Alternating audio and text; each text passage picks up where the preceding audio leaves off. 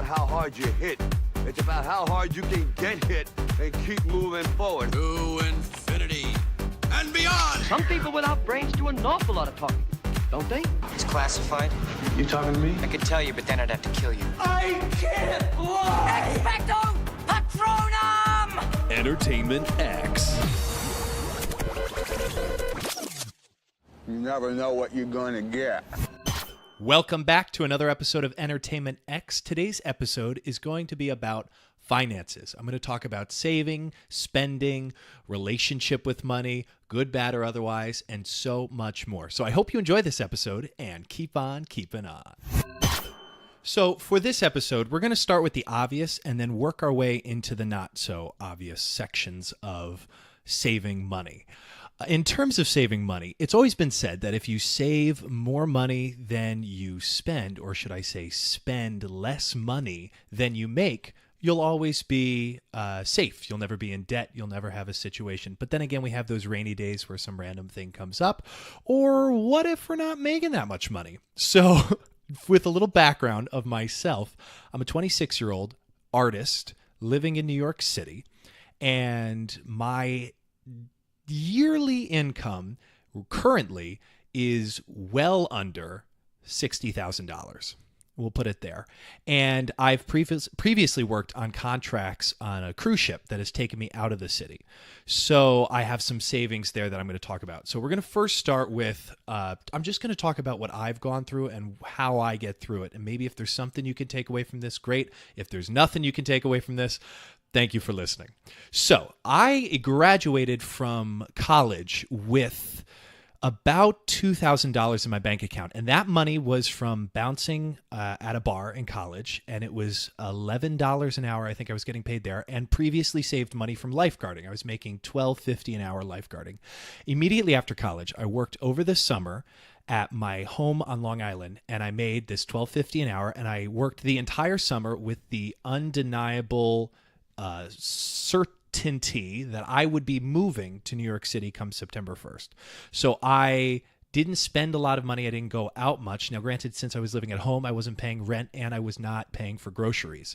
So when I moved into the city, September 1st of 2014, I had $3,400 in my bank account.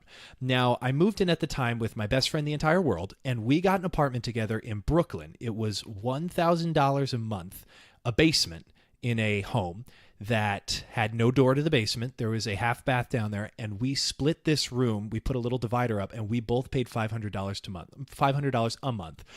We immediately got jobs at Godiva Chocolates on Fifth Avenue, and we were getting paid roughly $11 an hour. Now, I had no serious prospects for a performing job because I was a musical theater performer only then. And I had this money set up at $3,400 at $500 a month for rent. And we had laundry in the building, and that must have been under $5 per load, including the washer dryer. And what we did was we immediately set up a source of income so we wouldn't just be obviously bleeding money as we're auditioning for theater jobs. Now, within 2 months of living there, I booked a cruise line that took me out of the city on and off for 2 years, 8 months at sea working, 4 months back here. And what I really did during that time was save most of that money. I made somewhere between $1,000 to $1,200 a week. And what I did was I was paid biweekly. So every time I got a check, I made sure to put at least 3/4 of it away. I put away, and this is just very rough, about $1,500 every check. So that's every 2 weeks. And this was an insane amount of discipline on my part because I could have spent more going out to Port Adventures. I could have spent more money buying material things like clothing or electronics, but I made certain that I would need this money when I got back to the city because I still hadn't set up a full network of people that would know me and hire me here in the city. So what I'm really getting to with this first part of the conversation is that I've operated out of a deep sense of looking towards the future in terms of finances. So in the moment, just because I came into a good amount of money didn't mean that I would just spend it right away. I would spend my time saving it because I didn't know what the future was like. And I'm still doing that today because I still don't know what the future is like. And you really don't know what the future is like until you have a long-term job set up or you have some passive income that you've set up completely on your own and you know will keep going because you're running that company. Also, take in mind during this conversation, I'm really speaking to performers, people in entertainment starting out, because granted, you could graduate from college and get a teaching job, and that sets you up right away with a 401k and maybe not a pension right away. I actually don't know the details of that, but you have a more secure financial future set up for yourself. So when I got back to the city after the second contract, I was DJing downtown in the city, and I would make roughly $17 an hour is what it came out to after taxes and whatever. That was really only on Saturday nights. Now, I made a vow to myself to keep my week as open as possible so I could go to as many auditions as possible and create as much stuff as I wanted to create. And I did a few things. I was writing some jingles, I was recording some songs, finding out exactly what my path was. But what I had done previously was save enough money so I had the freedom to do this. I wasn't just neck deep in bartending or anything else. I had this time to actually explore my interests. And I also set myself up with a very, very convenient rent. I had a 4-bedroom at 190th Street, and divide that up among the four of us, roughly we were each paying $746 a month, which is incredible living in the city, especially on Manhattan. I was still on Manhattan Island. It's at the very top of the island, still in Manhattan. And I would just have this other job. Now, my weekly budget in general, and it still sits this way, is about $100. And what I mean by that is $32 a week for Metro. So at the time of this recording, Metro, MTA, the subway, is $32 a week. I'm sure that'll change. Right now it's $32. So I have that per week out of my 100, and the rest of it is my groceries. And that roughly leaves me just under $70 for groceries. Now, I also meal prep, meaning I'll buy a huge amount of chicken and rice, which is very cheap, and I'll make this in bulk at the beginning of the week. So during the week, there's really no thought about what I'm eating. So this is going to open up an even larger conversation now. Along with saving money, I'm actually eating healthier, because the most expensive things in the grocery store are the wants, not the needs. Some of the needs are pretty expensive. A big thing of chicken's rather pricey, but for about an eighth of that amount of chicken, you could get bacon for the same price. So bacon's really expensive compared to chicken. And rice is incredible. If you don't have a taste for rice, I encourage you to get a taste for rice. It's really, really very good. With chicken and soy sauce, it's incredible. So that would be roughly my meal prep. And then I'd have eggs in the morning. So buying this kind of bulk situation really saved me a lot of money. I would really only spend about $50 on groceries per week, because I'd get two 18 egg count cartons, right? I'd get 5 peppers. I'd get enough chicken for the week. That would be a lunch and dinner situation. I would get rice, and then I would get a varying degree of like lettuce and cucumbers and black beans and pinto beans and an onion and some other things. And I would make these. There was a combo. I'm not vegan, but my lunch would be, I guess could be considered vegan. It was a combination of beans and vegetables that I would just saute together and eat. Very hearty. You put it in a Tupperware. It's very heavy. Now, what this also did for me was it saved me from buying lunch out. And my Lord, that can be the biggest pitfall for anyone living in the city, is that we spend so much money eating out on coffee, on lunch, whatever else. So I would always pack this bag with me for lunch so I wouldn't have to buy it. And then I'd get home in time for dinner. If I wasn't home in time for dinner, then I'd either bring the dinner down with me or just bite down, hunker down, do what I got to do, and buy dinner with the remaining money from my budget. Now, I'm talking here, this is like a tight fiscal diet that I put myself on. And this was because I didn't have an insane amount of money coming in, or even like a normal moderate amount of money coming in. And this is more or less how I kept myself afloat for 2 years, I would not take Vias, Ubers, or Lyfts ever. I would finish DJing at 4 a.m. and I would get on the subway and I'd get home at 5:30. And I did that because I knew I wanted to save the money. And at that time, my money was more important than my time.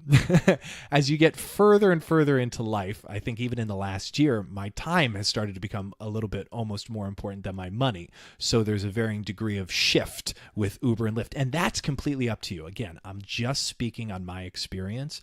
This varies per person, and I hope some of it can be beneficial to you. So I wouldn't spend money on any of those ride services. I wouldn't get food delivered. And if I did, it was an event and it was like a big thing because it was like the Super Bowl or it was a Grammy party. Now, those aren't necessarily big things, but I would allot money and time to enjoy that event and then just go back to my fiscal diet for the rest of the time. The main points I'm working at here are decide. Really take the time to think about whether or not any accoutrement, anything extra you're going to purchase that is more of a want than a need, is it really worth it? Because you can budget for that. I mean, if I raised my budget up to $150 a week, that would be an additional $50 for Uber, Lyfts, and Vias. And I'd have that money and I would spend that money because it's in my budget. And I'd also be making more money to allot for that or realize that I would be running out of my savings sooner. So having a conscious thought about your budget and putting whatever you want into it can save you from just simply depleting funds and looking at the bank account being like, oh my God, where did my money go? Now, society wants you to believe that people who come up from nothing or are creating a new company or were a starving artist and made it big right before they were kicked out of their apartment are real stories. And to a certain extent, some of those are. I'm not debunking anyone's life.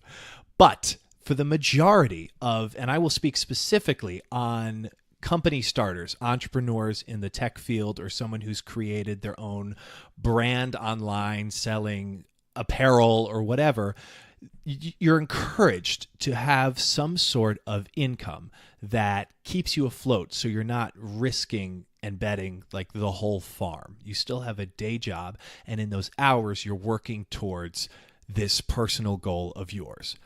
So what I'm saying is if you have a day job and you're just barely keeping yourself afloat, or you're keeping yourself afloat just fine and you're working on something personal towards yourself that you want to create, like a website that's going to sell something, or your own personal music covers, or if you're starting a song career, anything that would happen at your house or in your free time, that's up to you. You can do this with a day job. So what I mean by that is there's 24 hours in a day. Correct. Let's say you sleep for 8 hours. That gives you 16 hours of being awake. Okay, let's say that you have to work for, let's say 9 hours, right? 9 to 5. That leaves you 7 hours. Now, I'm going to round up for most people who are commuting into Midtown. I hope, unless traffic's bad, you have an hour commute each way. So I'll give you 2 hours for that. Now, that still leaves you with 5 hours. 5 hours in the day that are not commuting, sleeping, or working. Now, what are you doing with those 5 hours?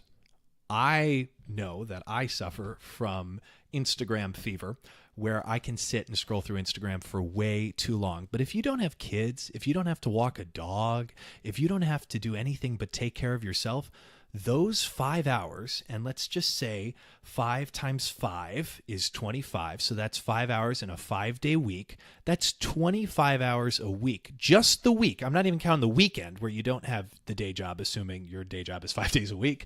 That's 25 hours during a work week of free time that you have to reach your personal goal, that you have to sit down and write that book, write that movie, write that story, cover that song, create that song, whatever have you. That's still 25 hours in a work week where you can sit down and create whatever future you want.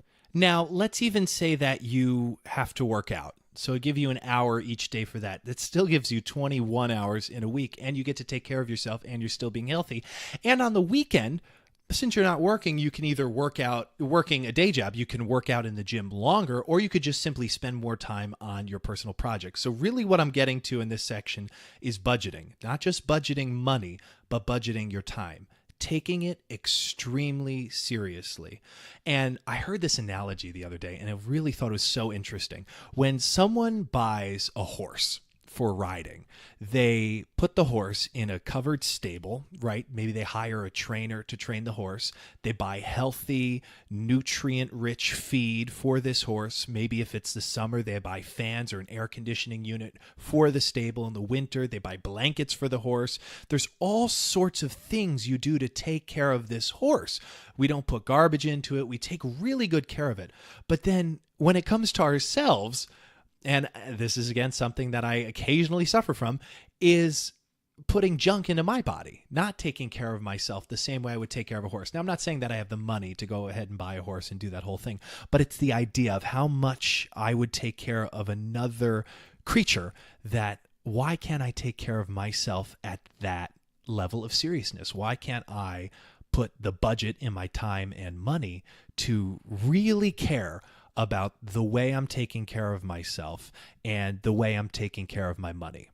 Now, I know money, the word, is taboo, especially with the way news covers it and the things that are going on in politics. Money is very taboo. But the fact of the matter is, money is our way of making transactions for things we want, for health care, for material things, for shelter, for food, for all of it. I mean, if it was seashells, then we'd probably all have a problem with seashells. But it's the physical form of a cash dollar note ready for tender. And not Tinder, tender. And legal tender, I should say. And because of that, we sometimes have a disposition towards it, and I really want to break that down, because money is good and it can be used for good, and if you make a lot of it, you can change the world, change your community, and live a very comfortable life for yourself. So that's the whole conversation here along the way. I'm going to keep sprinkling in the fact that money shouldn't be so standoffish to you. The fact of the matter is, you need cash to continue to survive in this society. So we're just figuring out how to best use that cash to serve us and those around us. I want to cover a little bit of the mindset to be in when navigating these pain points, because I know finances can be a little bit painful. When I first moved into the city, there was a real shift in the way I lived. And what I mean by that is, growing up in my home, I had a car that I could drive to work. There was laundry in my home that I could use. There was groceries that I did not have to purchase. If I needed to purchase groceries, I would take the car to the grocery store, and I would come home and eat in a fully stocked, with the pans, pots, and all that stuff, kitchen. When I got to the city, all of that changed, and not all of it, some of it.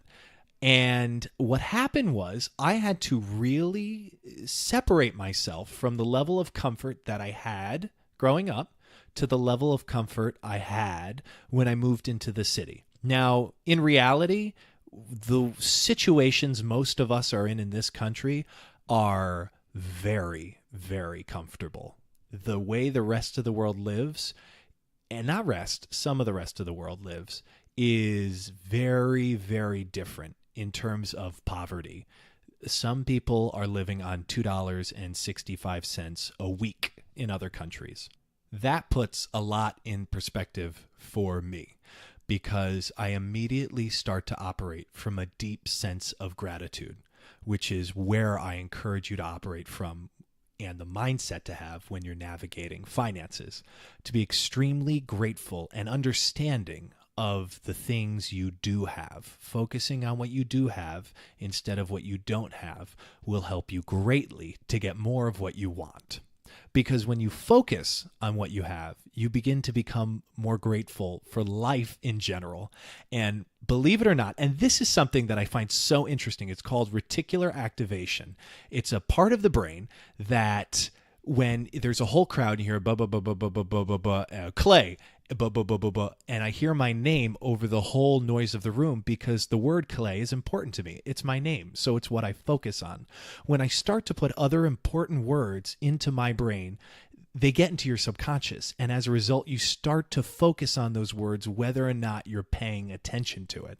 And by paying attention to gratitude of what I have, even particular things like I'm grateful to be alive, I'm grateful that I have a room to sleep in, I'm grateful that I have a job. Regardless of how much it's paying, I have a job that's giving me income, and I'm grateful for it. Immediately, other things will start to line up in place that will help me get to where I want to go because I'm so grateful for what I already have. So when I first moved into the city, there was a real shift in my mind of gratitude. There was things that I took for granted growing up because I didn't realize how great it was until I no longer had it, which is usually how it goes. And that's why I'm telling you this now, because that can apply to a lot of things in life. You really don't realize how good you have something until it's gone. So I would really say focus on gratitude and the things you have, because that kept me afloat mentally, which is at the end of the day so much more important than any material thing I could own. Now, the basic reality is if you have a job and it pays well and you don't spend more than what you make, you'll be fine. I'm talking about specific instances where you're not nearly making the normal income, or you really want to spend more time investing in a thought, a dream, a project that you believe in will return. There'll be a return on that investment in the future. So I break this stuff down more or less meticulously, and I really, really encourage you to set a massive action plan. And that's everything from spending on groceries to spending on laundry to spending on playtime to spending on MTA. Break down everything in your budget. Find out what your weekly expenditures are, and then your monthly expenditures with like rent, or if you have any subscriptions, or your cell phone bill, and find out what that is. Because when you add up an entire year of that, the number probably won't be as big as you thought it was. Now, keep in mind, I'm gearing this to someone close to my age, close to my tax bracket, close to my renter price. So when you add those numbers together, and you see the main year goal, you can really change your time and the way you save your money to reach that expenditure goal, because it's possible you could make a lot of that money in a short amount of time, which is what I did on the cruise line. And then that didn't just give me 21 hours a week because I would work out to, do whatever I wanted to create something new. That would give me months to do that. And when you have this goal and this massive action plan, you can really create a lot and achieve a lot of what you want to do in a very short amount of time. And the main thing with this topic of finances, and really a lot of things in life, if you want to come out on top, you need to stay positive and be persistent. I was collecting, and I kid you not, collecting every receipt that I would get from a purchase, and I would find out weekly budgets to keep myself completely safe and not worrying about money. Because the second you create a budget, it takes all of the uncertainty out of what's going on. You realize immediately, I need another job, or I need to stop spending in this part of my life. It really, really helps. And I hope this podcast episode helped you. If you have any other topics you want to hear me talk about, or questions you'd really like me to start asking some of the people I interview, you can email me at entertainmentxpodcast@gmail.com, or hit me up on Instagram at _entertainmentx_. I hope you guys enjoyed this episode, and I hope it was beneficial to you. So have a great rest of your day, and keep on keeping on. You've been listening to Entertainment X, the podcast. You can follow Entertainment X on Instagram at _EntertainmentX_. If you haven't yet, go to Apple Podcasts and subscribe, rate, and review this podcast. Join Clay next week for another curiosity conversation on Entertainment X. Thank you for listening.